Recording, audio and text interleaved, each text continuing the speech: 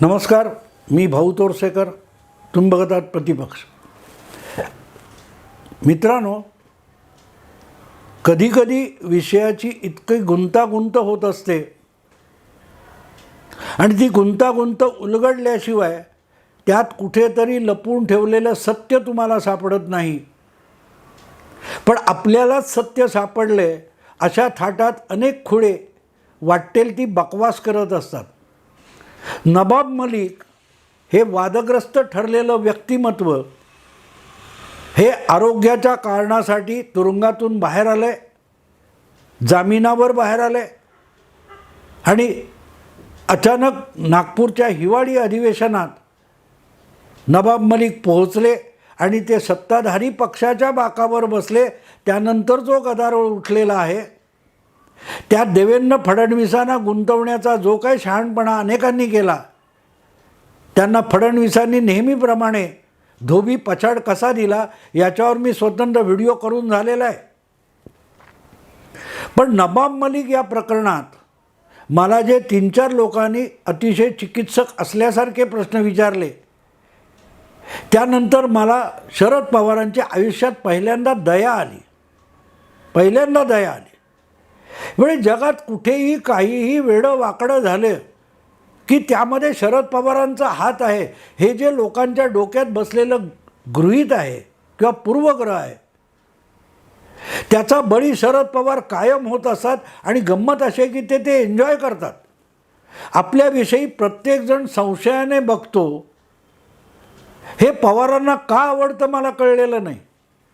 कारण मला हे घडलं तेव्हा दोघा तिघांनी इतके विचित्र फोन केले. हे शरद पवारांनीच केलं असणार अजितदादाला अडचणीत आणण्यासाठी, हे पवारांनीच केलेलं असणार. नवाब हा पवारांचा लॉयलिस्ट आहे, त्यामुळे नवाब मलिक हा जाणीवपूर्वक विधानसभेत गेला आणि अजितदादांच्या बाजूला किंवा सत्ताधारी गोटात बसला, त्यामुळे अजितदादांची गोची व्हावी, देवेंद्र फडणवीस गृहमंत्री म्हणून अडचणीत यावेत, देवेंद्र फडणवीसांच्या प्रयत्नांमुळेच किंवा आरोपामुळेच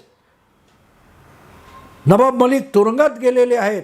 मग आता तुम्ही त्यांना महायुतीत कसं घेता हा प्रश्न त्यांना विचारायची पाळी येईल आणि त्यामुळे देवेंद्र फडणवीस कोंडीत सापडतील, म्हणून पवारांनी हे केलं. म्हणजे जगात कोणाचंही काही नुकसान अडचण हे फक्त शरद पवार करतात. म्हणजे शरद पवार चांगलं काय करतात हे सगळी माध्यमं इतर वेळेला सांगत असतात. पण वाईट झालं म्हणजे शरद पवारांनीच केलं किंवा ज्याला वाह्यात म्हणता येईल अशी कुठलीही कृती असली की त्याचं बिल शरद पवारांच्या नावावर फाडलं जावं, हे खरंच दुःखद आहे मित्रांनो. म्हणून त्यापैकी एकाला तर मी चिडून बोललो.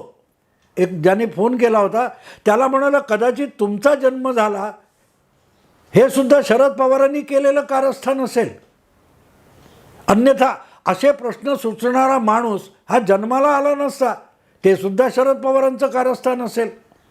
नवाब मलिक जन्माला यावा हे सुद्धा शरद पवारांचंच कारस्थान असेल. अरे कुठलीही गोष्ट, एक माणूस कितीही बदनाम झाला, कानफाट्या असला म्हणून त्याच्या खात्यावर ढकलू नये. पण मजेशीर गोष्ट अशी आहे की अशा प्रकारचे आरोप, अशा प्रकारचे संशय शरद पवारांना खुश करतात मित्रांनो. आणि म्हणून मग नवाब मलिक हे वरकरणी एक साधी गोष्ट आहे. मला आठवतं मित्रांनो, ज्यावेळेला नवाब मलिक यांना जवळजवळ 1.25 वर्षानंतर आरोग्याच्या कारणास्तव जामीन मिळाला कोर्टातून, तेव्हा त्यांच्या भावाने कॅमेऱ्यासमोर हात जोडून सांगितलं की बाबा आम्हाला राजकारण करायचं नाही आहे. ना अजितदादा गट, ना शरद पवार गट, ना कुठलंही गट, ना कुठलेही आरोप, आम्हाला राजकारणात पडायचं नाही, आम्हाला आमचा भाऊ जिवंत आणि सुखरूप ठेवायचा आहे, असं नवाब मलिक यांचा भाऊ, मला वाटते कप्तान मलिक असं काहीतरी त्याचं नाव आहे, त्याने सांगितलं होतं. असा माणूस इतके मध्ये काळ गेल्यानंतर, कित्येक आठवडे गेल्यानंतर, थोडं हिंडणा फिरण्यासारख्या अवस्थेत आल्यानंतर थेट मुंबई सोडून नागपूरपर्यंत पोहोचला. आणि लक्षात घ्या मित्रांनो, मी ते चॅनेलवर चित्रण बघितलेलं आहे की नवाब मलिक विधान भवनाच्या परिसरात चालत आले, समोर अनेक कॅमेरे घेऊन लोक सज्ज होते त्यांची प्रतिक्रिया घ्यायला, पण नवाब मलिकांनी कुठलीही प्रतिक्रिया दिली नाही. ते विधान भवनाच्या आत पक्षाच्या कार्यालयात गेले, तिथून उठून विधानसभेत गेले. विधानसभागृहामध्ये ते मागच्या शेवटच्या रांगेमध्ये कुठेतरी सत्ताधारी पक्षाच्या बाकावर बसले, पण अजूनही त्यांनी कुठलीही प्रतिक्रिया दिलेली नसेल तर तितका संयम राखणं हे सुद्धा कर्तव्य असतं पत्रकाराचं. सतत फक्त काहीतरी भयंकर घडलंय, काहीतरी भयंकर घडलंय, आता उद्या जग कोसळून पडणार आहे, पृथ्वीचा स्फोट होणार आहे. अरे स्फोट झाल्यानंतर तू कुठे शिल्लक उरणार आहेस गधड्या? कुठेतरी याचा विचार करायला पाहिजे. पण आहे लगेच सुरू करायच्या ब्रेकिंग न्यूज. मुद्दा असा आहे मित्रांनो, मुद्दा असा आहे की ज्या वेळेला यातून देवेंद्रची कोंडी करायचा प्रयत्न केल्यावर देवेंद्रनी लगेच या विषयात आपण अजितदादांना पत्र लिहिले, ते पत्रच रिलीज करून टाकले आणि वळसे पाटलांनाही सांगावं लागलं की असलं पत्र मीडियाला देण्याची गरज नव्हती, पत्र लिहिण्याची सुद्धा गरज नव्हती, बोलूनही हा विषय चर्चा करता आला असता. पण माझ्या दृष्टीने मुद्दा असा आहे की नवाब मलिक जोपर्यंत आपली भूमिका व्यक्त करत नाहीत तोपर्यंत ते कुठे बसले यावरून देवेंद्र फडणवीस किंवा अजितदादा यांना टार्गेट करण्याची अजिबात गरज नव्हती. आणि तेच अजितदादांनीही खुलासा करताना स्पष्ट केलं की अजून नवाब मलिक यांनी आपली भूमिका स्पष्ट केलेली नाही. मला देवेंद्र फडणवीसांचं पत्र मिळालेलं आहे, पण जोपर्यंत नवाब मलिक त्यांची भूमिका स्पष्ट करत नाहीत तोपर्यंत मी या विषयामध्ये कुठलंही वक्तव्य करणार नाही. मला वाटतं कुठल्याही पत्रकारापेक्षा अजितदादा हे अधिक संयमी आणि जबाबदार राजकीय नेते आहेत की आपण केव्हा आणि कुठे बोलू नये एवढं तरी त्यांना नक्की कळतं. एकनाथ शिंदे यांनी पण स्पष्ट भूमिका घेतली की महायुतीमध्ये देशद्रोहाचा आरोप असलेला माणूस असता कामा नये, याचा अर्थ स्पष्ट आहे. आणि म्हणून मी आधी जो व्हिडिओ केला आहे कालच की बाबा विषय अजितदादांसमोर आहे आणि अजितदादांना मोठा निर्णय करावा लागेल की नवाब मलिकसारखा एक आमदार आपल्या पक्षात हवा म्हणून घ्यायचा की त्याच्यासाठी आपल्या उपमुख्यमंत्री पदावर लाथ मारायची. आणि उपमुख्यमंत्री पदावर लाथ मारणं हे इतकं सोपं राहिलेलं नाही मित्रांनो, नाही. कारण अजितदादा यांची आमदारकीसुद्धा धोक्यात आहे. त्यांनी केलं ते पक्षांतर आहे की काय याचा निवडणूक आयोगामध्ये सुनावणी चालू आहे, विधानसभेच्या अध्यक्षांसमोर सुनावणी चालू आहे. अजितदादा आपली आमदारकीसुद्धा गमावू शकतात, इतका गंभीर विषय आहे. नुसतं उपमुख्यमंत्रीपदसुद्धा नाही, नुसता नवाब मलिक ह्या एका आमदाराचा विषय नाही आहे. अनेकदा राजकारणामध्ये वरकरणी दाखवायला एक वेगळा निर्णय घ्यावा लागतो आणि त्या विषयाची प्रसंगाची विषयाची तीव्रता संपली की परत तो निर्णय फिरवता येतो. अगदी अलीकडची गोष्ट सांगेन, वर्षभरापूर्वीची गोष्ट आहे. एका टी व्ही चॅनेलच्या डिबेटमध्ये आयेशा नावाची जी मोहम्मद पैगंबरांची पत्नी होती तिच्याविषयी काहीतरी विधान नुपूर शर्मा यांनी केलं. ते गैरलागू बेकायदा नव्हतं, अगदी कोर्टातसुद्धा शिक्षापात्र ठरणारं नव्हतं. पण ज्या प्रकारे त्यावर मुस्लिम समाजाच्या झुंडशाहीने गदारोळ निर्माण केला, तेव्हा निवडणुका जवळ आलेल्या आहेत विधानसभेच्या लोकसभेच्या, अशा वेळेला हा विषय वाढता कामा नये म्हणून भारतीय जनता पक्षाने नुपूर शर्मा ही आपली प्रवक्ता असूनसुद्धा तिला पक्षाच्या सदस्यत्वापासून दूर केलं. आता 1 वर्ष उलटल्यानंतर त्याच नुपूर शर्माला परत एकदा भाजपमध्ये दाखल करून घेण्यात आले. पण त्या क्षणी नुपूर शर्मा ही पक्षाची एक प्रवक्ता ही इतकी महत्त्वाची नव्हती की की तत्वांचा आवाका किंवा मुखवटा लावून तिच्यासाठी पक्षाचं राजकीय आणि निवडणुकीतलं नुकसान करून घ्यायचं. अशा वेळेला एक पाऊल मागं घेणं याला सुद्धा राजकारण म्हणतात. अगदी युद्धनीतीमध्ये सुद्धा अनेकदा माघार हा सुद्धा शहाणपणा असतो. शत्रूला गाफील करण्यासाठी तुम्ही 4 पावलं मागे येता, ती माघार नसते, तो पळपुटेपणा नसतो. तर आपल्याला आवश्यक अशा जागी शत्रूला आणून कोंडीत पकडणं आणि मग त्याच्यावर प्रतिहल्ला करणं ही सुद्धा युद्धनीती किंवा रणनीती असते. त्यामुळे नवाब मलिक यांना एका सेकंदात झिडकारून टाकणं किंवा नवाब मलिक हे पक्षात आहेत हा सडेतोडपणा दाखवण्यासाठी उपमुख्यमंत्री पदावर लाथ मारणं हे बातम्या लिहिणाऱ्यांसाठी किंवा बातम्या सांगणाऱ्यांसाठी खूप सोपं असेल, डिबेट करणाऱ्यांसाठी खूप सोपं असेल, पण प्रत्यक्ष राजकारण करणाऱ्यांसाठी या गोष्टी सोप्या सरळ नसतात, खूप गुंतागुंतीच्या असतात. आणि म्हणूनच इतका गदारोळ झाल्यानंतर देखील देवेंद्र फडणवीस असोत त्यांनी संयम राखला, एक स्टेटमेंट केलं. आणि जेव्हा फार गदारोळ होतं तेव्हा माध्यमांच्या थोबाडावर आणि विरोधी पक्षांच्या थोबाडावर ते आपण अजितदादांना लिहिलेलं पत्र मारलं.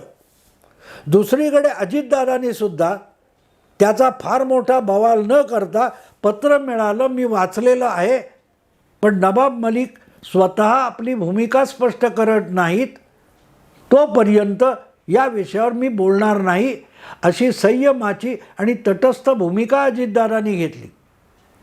याचा अर्थ कळतो मित्रांनो, याचा अर्थ कळतो.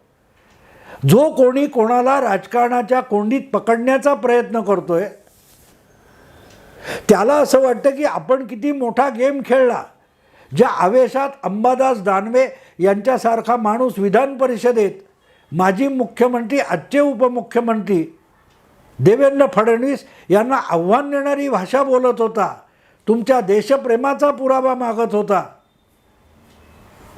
त्याला एक तर कबूल करावं लागलं की आपला पक्षप्रमुख मुख्यमंत्री असताना त्याने याच नवाब मलिकला देशद्रोही असताना सुद्धा मंत्रिमंडळातून हाकलला नव्हता. त्यामुळे कोंडीत पकडायला गेले देवेंद्र फडणवीसांना, पण सापळ्यात अडकवलं अंबादास दानवे यांनी उद्धव ठाकरेंना स्वतःच्या पक्षप्रमुखाला. म्हणून मला या सगळ्या नवाब मलिक प्रकरणामध्ये एक गंमत वाटते आणि मी ती शोधायचा प्रयत्न करतोय. हे नवाब मलिक प्रकरण हे अचानक हिवाळी अधिवेशनात पदार्पण कशाला झालं. आणि लक्षात घ्या, 1 दिवसापेक्षा 24 तासापेक्षा अधिक काळ उलटून गेल्यानंतर सुद्धा ज्या व्यक्तीच्या भोवती हा सगळा धुरळा उडालेला आहे, वावटळ उठलेली आहे, त्या नवाब मलिकांनी चकार शब्दाचा खुलासा केलेला नाही केलेला खुलासा. आणि त्यामुळे नवाब मलिक हा विषय आपल्या प्रतिष्ठेचा बनवला तर अजितदादा अडचणीत येतील असं एक चित्र तयार होतं. किंवा दुसरीकडे नवाब मलिकांना अजितदादांच्या गटात दाखल झाल्यानंतर देखील त्यांच्या सकट अजितदादांना सत्तेत ठेवणं म्हणजे देवेंद्र फडणवीस आणि एकनाथ शिंदे यांची कोंडी होते असंही अनेकांना वाटतं. मित्रांनो, याला कात्रजचा घाट दाखवणं म्हणतात, माहिती आहे ना. आहे महाराष्ट्रातल्या किंवा मराठी शिवाजी महाराजांच्या इतिहासातला हा दाखला आहे, ज्याचा एक वाक्प्रचार तयार झाला, एक उक्ती तयार झाली की कात्रजचा घाट दाखवणे. कात्रजचा घाट म्हणजे काय असतं मित्रांनो? काय ते आग रामेश्वरी बंब सोमेश्वरी. शाहिस्ते खानाच्या लाल महालावर हल्ला करून महाराज मोजक्या मावळ्यांसकट सुखरूप निसटले आणि कुठे भोरच्या दिशेने वगैरे गेले, असं मला आता सगळा इतिहास पक्का माहिती नाही, पण एका दिशेने गेले आणि हल्लेखोर कुठून पळाले याविषयी एक दिशाभूल करण्यासाठी बैलाच्या शिंगांना मशाली पेटवून कात्रजच्या घाटात सोडून दिले होते. त्यामुळे मोगलांची शाहिस्ते खानाची फौज त्या बैलांचा पाठलाग करत गेली आणि महाराज आणि त्यांचे मावळे सुखरूप निघून गेले होते. त्याला कात्रजचा घाट दाखवणे म्हणतात, म्हणजे दिशाभूल करणं किंवा उल्लू बनवणं म्हणतात. नवाब मलिक हा विषय, जोपर्यंत नवाब मलिक तोंड उघडत नाहीत तोपर्यंत गुलदस्त्यातलं सत्य आहे, गुलदस्त्यातलं सत्य आहे ते तुम्हाला सहजगत्या उलगडता येणारं नाही आहे. आणि म्हणून मला यातला मुरब्बी राजकारणी अजितदादा वाटतो की ज्यांनी एकच वाक्य उच्चारलं, जोपर्यंत नवाब मलिक आपली भूमिका स्पष्ट करत नाहीत तोपर्यंत याबद्दल मी काहीही बोलणार नाही. दुसरीकडे हा विषय अंगावर येणार हे ओळखून गुपचूप अजितदादांना पत्र पाठवलं देवेंद्र फडणवीसांनी, पण त्याची विधान परिषदेतल्या चर्चेत पुस्तीसुद्धा जोडली नाही. पत्र पाठवल्याचं सांगितलं नाही, पत्र डायरेक्ट संध्याकाळी रिलीज करून टाकलं. पण तोपर्यंत जेवढे लोक तोंडघशी पडणार होते त्यांना तोंडघशी पडू दिलं किंवा तोंडघशी पडायला ढकललं. अंबादास दानवेंना विधान परिषदेत उत्तर देताना आपण याबद्दल नाराजी ही अजितदादांना कळवलेली आहे हे फडणवीस बोलले नव्हते. ज्यांना ज्यांना सुनील प्रभू असतील, ज्यांना प्रतिक्रिया द्यायच्यात त्यांनी जरूर द्याव्यात, पण ते तोंडघशी पडेपर्यंत देवेंद्र फडणवीसांनी पत्र गुलदस्त्यात ठेवलं. आणि आता तो विषय पुढे सरकल्यानंतर अजितदादांनी हा सगळा विषय नवाब मलिक खुलासा करेपर्यंत गुलदस्त्यात ठेवून दिलेलं आहे. पण या सगळ्या गडबडीमध्ये गेल्या 2-3 दिवसात या सगळ्या गडबडीमध्ये सातत्याने महिनाभर वाजत गाजत असलेला मराठा आरक्षण आणि जरांगे पाटील हा विषय कुठल्या कुठे माध्यमातून गायब झालेला आहे. जरांगे पाटलांच्या सभा मोठमोठ्या होत आहेत,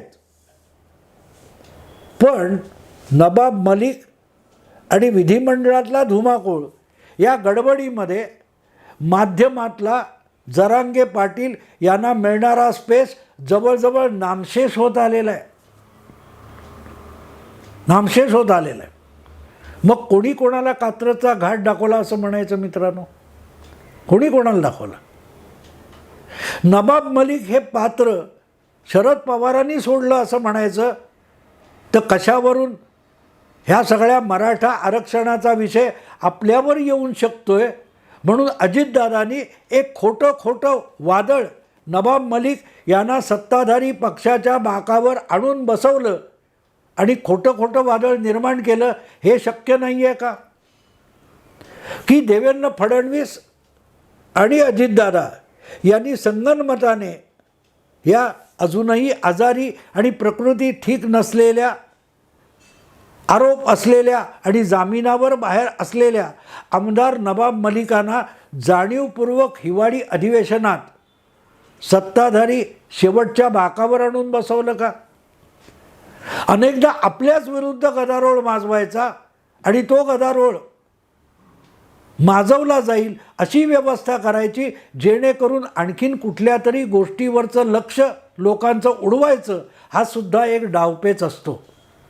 आणि म्हणून वरकरणी अजितदादा, देवेंद्र फडणवीस, एकनाथ शिंदे यांना अडचणीत आणणारी अशी ही नवाब मलिक यांच्या विधानसभेची घटना दिसत असली तरी व्यवहारतः परिणाम बघितले, त्यातून साधलेला हेतू बघायचा प्रयत्न केला तर मराठा आरक्षण हा एकाच वेळेला आंदोलनात आणि क्युरेटिव्ह पिटिशन असतानासुद्धा नवाब मलिक हा विषय नको तितका मोठा फुगवला गेला.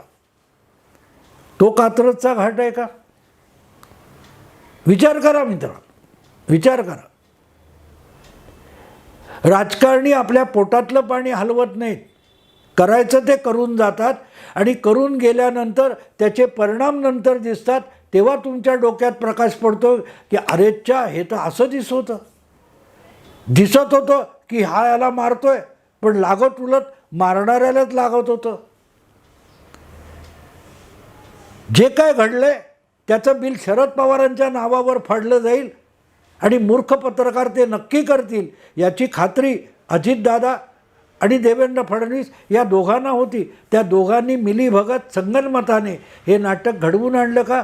कारण अजून नवाब मलिक चकार शब्द बोललेले नाहीत आणि जोपर्यंत नवाब मलिक याविषयी कुठलाही खुलासा करत नाहीत तोपर्यंत यातला कात्रजचा घाट कुठला आणि तो कात्रजचा घाट कोणी कोणाला दाखवला याचा उलगडा सहजासहजी होणार नाही.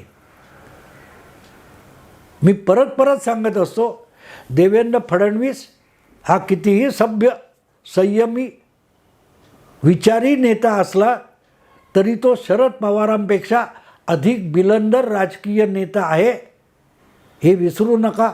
आत्ता इथेच थांबतो. आवडलं लाईक करा, शेअर करा, सबस्क्राईब करा. नमस्कार.